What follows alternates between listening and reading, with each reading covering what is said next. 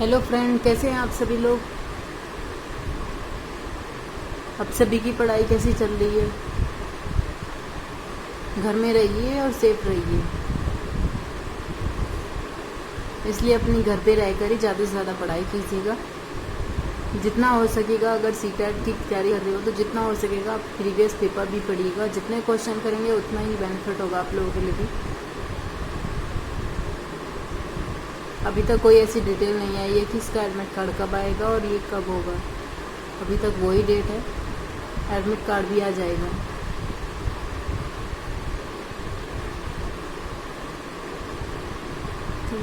तो हमने आप लोगों को पहले बीईओ की तैयारी जब कराई थी तो उसमें मार्च तक हमने पहले ही करा दी थी सारी करंट अफेयर।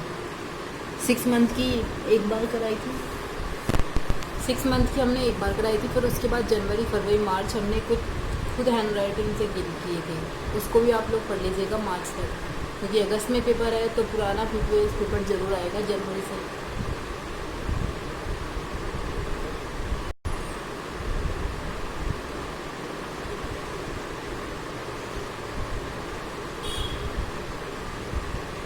जनवरी के बाद की जितनी भी करंट अफेयर होगी, और ये अगस्त में पेपर है तो जुलाई तक तो ऑफकोर्स ज़रूर आएगा।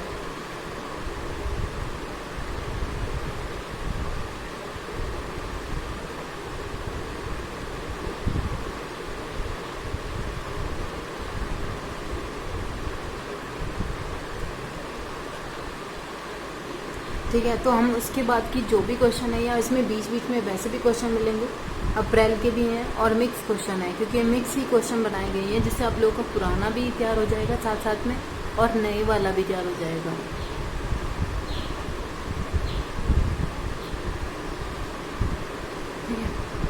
हम सबसे पहले स्टार्ट करते हैं कि विश्व स्वास्थ्य दिवस कब मनाया जाता है, क्योंकि इस तरीके की जो थीम होती है, जैसे पर्यावरण दिवस कब मनाया जाता है, इसकी थीम क्या होती है।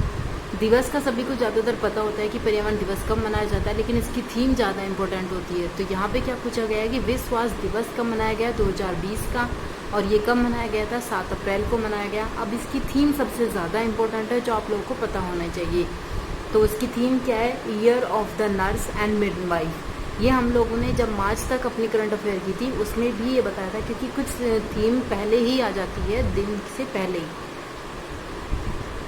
जैसे कुछ खेलों का अनाउंसमेंट सब पहले हो जाता है, उनका जो शुभांकर होता है वो भी पहले ही आ जाता है। तो इसी प्रकार कुछ दिवस ऐसे होते हैं जो उनकी थीम पहले ही आ जाती है।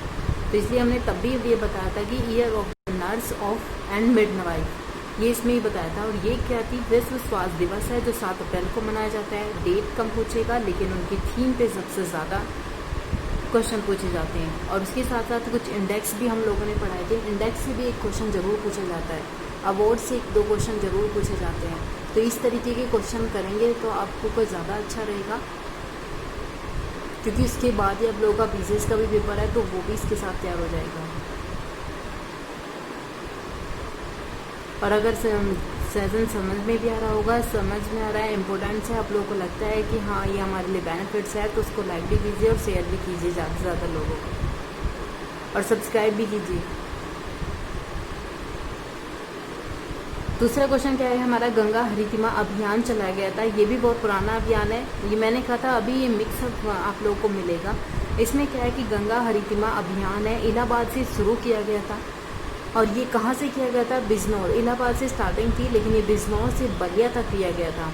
इसमें क्या किया गया था कि गंगा के जो तट होते हैं, गंगा के आसपास का जो क्षेत्र है, उसका जो तट है, उसके 1 किलोमीटर की दूरी तक वृक्षारोपण किया जाएगा।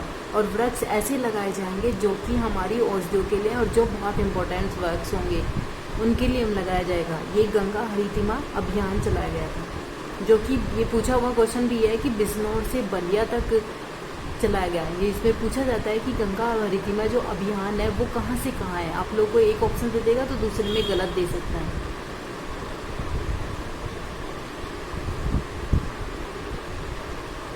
ठीक है, उसके बाद हमारा थर्ड क्वेश्चन क्या है, एक बहुउद्देशीय योजना चलाई गई है, कार्यक्रम है ये, एक वन धन विकास केंद्र खोला गया आदिवासी जनजातियों के लिए। और ये कहाँ पर खोला गया, छत्तीसगढ़ में खोला गया, छत्तीसगढ़ के बीजापुर में खोला गया, ताकि वहाँ के युवाओं को कौशल ट्रेनिंग दी जा सके। ताकि वहाँ के युवाओं को कौशल ट्रेनिंग दी जा सके जो उनके लिए वहाँ के लिए इम्पोर्टेंट होगी, इस तरीके से दी जाती है ताकि अपना जीवन यापन कर सके। तो इसलिए एक वन धन विकास केंद्र खोला गया है। ये कहाँ पे? छत्तीसगढ़ में। और छत्तीसगढ़ ही एक ऐसा राज्य बना है जिसने मनरेगा में सबसे ज़्यादा रोजगार दिया है लोगों को।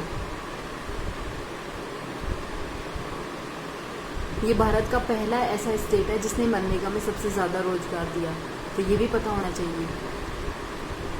उसके बाद नेक्स्ट क्वेश्चन क्या है हमारा, महिला का विश्व T20 कहाँ पे होगा?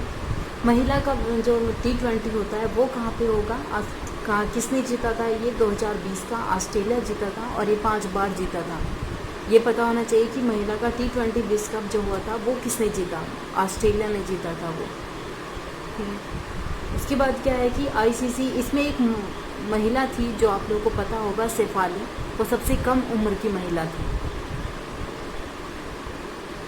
उसके बाद क्या है, ICC का जो इसमें भारतीय कप्तान कौन रही थी? ये हरमनप्रीत कौर है। इस तरह के क्वेश्चन पूछे जाते हैं, जो गेम भी इम्पोर्टेंट्स होते हैं उनके कप्तान जरूर पूछे जाते हैं।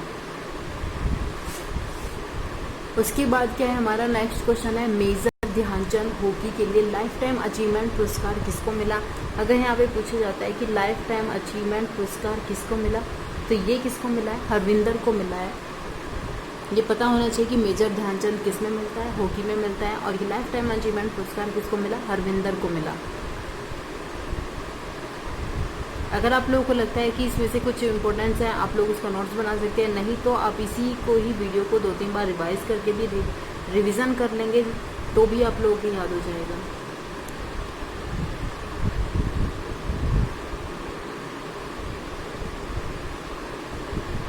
ठीक है। उसके बाद नेक्स्ट क्वेश्चन क्या है हमारा, हॉकी इंडिया ध्रुव बत्रा, ये एक अवार्ड मिलता है। इससे पहले मैं मेजर ध्यानचंद के बारे में पढ़ा है, लेकिन अब ये क्या है कि हॉकी इंडिया ध्रुव बत्रा क्या है? ये player of the year award के नाम से मिलता है और इसमें मेल फीमेल दोनों को अलग अलग मिला था। मेल के लिए मिला मनप्रीत को और फीमेल के लिए मिला रानी रामपाल को। ICC क्रिकेटर और ICC का जो गेम मिलते हैं उसमें क्रिकेटर ऑफ द ईयर का पुरस्कार, ये हमने जब मार्च की वीडियो पढ़ाई थी तब भी बताया था, क्योंकि ये पुराने हैं, मिक्सअप क्वेश्चन है यहाँ पे, ताकि आप लोगों का पुराना रिवीजन भी हो सके और साथ साथ में ये नया वाला भी तैयार हो सके। तो इसमें क्या है कि ICC cricketer of the year का पुरस्कार किसको मिला? बेन स्टोक्स को मिला है। उसके बाद ICC एक दिवसीय टेस्ट में, एक दिवसीय यानी कि वनडे ODI और टेस्ट वाले में किसको मिला है? ICC का विराट कोहली को मिला है। तो इसलिए ज़रूरी नहीं कि क्रिकेटर ऑफ द ईयर भी उसी को ही मिला, विराट कोहली को, लेकिन उसके साथ वनडे यानी कि जो एक दिवसीय होता है और प्लस जो टेस्ट सीरीज़ होती है उन दोनों के लिए विराट कोहली को मिला है। लेकिन क्रिकेटर ऑफ द ईयर का पुरस्कार किसको मिला? बेन स्टोक्स को मिला। CK नायडू पुरस्कार किसको मिला? ये मिला है श्रीकांत को। ये बहुत पूछा जाता है कि CK नायडू पुरस्कार किसको मिला।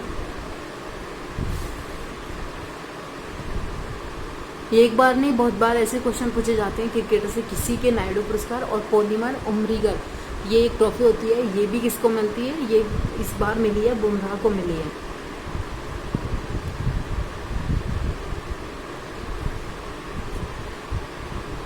ठीक है, तो CK नायडू पुरस्कार ये किसको मिला है? श्रीकांत को मिला है। उसके बाद पॉली उमरीगर किसको मिला? बुमराह को मिला। अब उसके बाद ये इम्पोर्टेंट बहुत क्वेश्चन बन रहा है कि अंडर 19 का जो प्लेयर ऑफ द सीरीज़ हुई है उसके लिए किसको मिला है? यशस्वी जायसवाल को मिला है। और इसका कप्तान कौन था यहाँ पे? प्रियम गर्ग। और यहाँ पे अगर इसकी बात करते हैं कि अंडर 19 किसने जीता था, तो बांग्लादेश ने जीता था और भारत इसमें हार गया था। तो इसमें क्या हुआ कि बांग्लादेश पहली बार ऐसा था कि जिसमें अंडर 19 जीता है। और इसके साथ साथ प्लेयर ऑफ द सीरीज़ की अगर बात करेगा तो यशस्वी जायसवाल की है, और अगर भारतीय कप्तान की बात कर रहा है तो प्रियम गर्ग है यहाँ पे। और अगर ये भी पूछा जाता है कि कौन यहाँ पे जीता था, तो बांग्लादेश था, ये पहली बार जीता। दूसरी बार जीता तो ये पहली बार था जब बांग्लादेश यहाँ पे जीता, और वो भी भारत के साथ। भारत यहाँ पे हार गया था। उसके बाद है भारत ऑस्ट्रेलिया इंग्लैंड, ये महिला का त्रिकोणीय सीरीज हुई थी। प्लेयर ऑफ द सीरीज, ये तीनों की सीरीज हुई थी यहाँ पे। ये किसको मिला है? ये बेथ मुनी ऑस्ट्रेलिया को मिला है। ऑस्ट्रेलिया की है ये बेथ मुनी। यानी कि यहाँ से पूछा जाता है कि एक त्रिकोणीय महिला त्रिकोणीय सीरीज हुई है जिसमें प्लेयर ऑफ द सीरीज का अवार्ड किसको मिला, बेथ मुनी को मिला, ऑस्ट्रेलिया की है वो। तो ऐसे क्वेश्चन जरूर पूछे जाते हैं क्योंकि ये त्रिकोणीय सीरीज है इसलिए। उसके बाद जूनियर हॉकी विश्व कप 2021 का कहाँ पे होगा, इंडिया में होगा। ये चीज़ पता होनी चाहिए क्योंकि भारत में होने वाली चीज़ों के बारे में सबसे ज़्यादा पता होना चाहिए।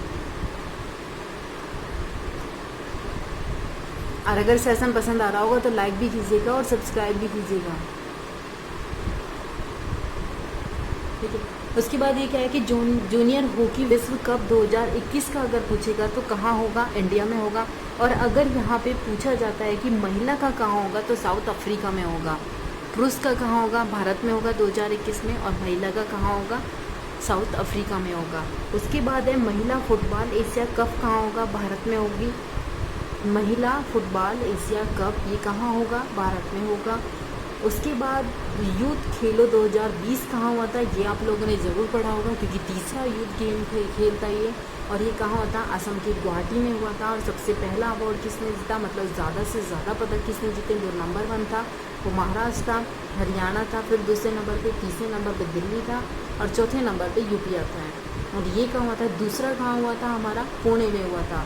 तो ये चीज़ें पता होनी चाहिए। और ये तीसरा यूथ गेम था जो कि असम के गुवाहाटी में हुआ था,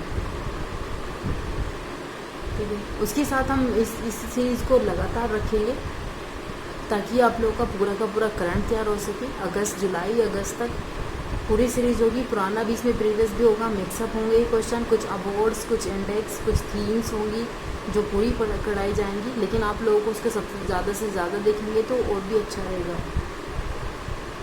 किसी न किसी का पेपर हो जाएगा तो अच्छा रहेगा, वही पढ़ लेगा इसमें से।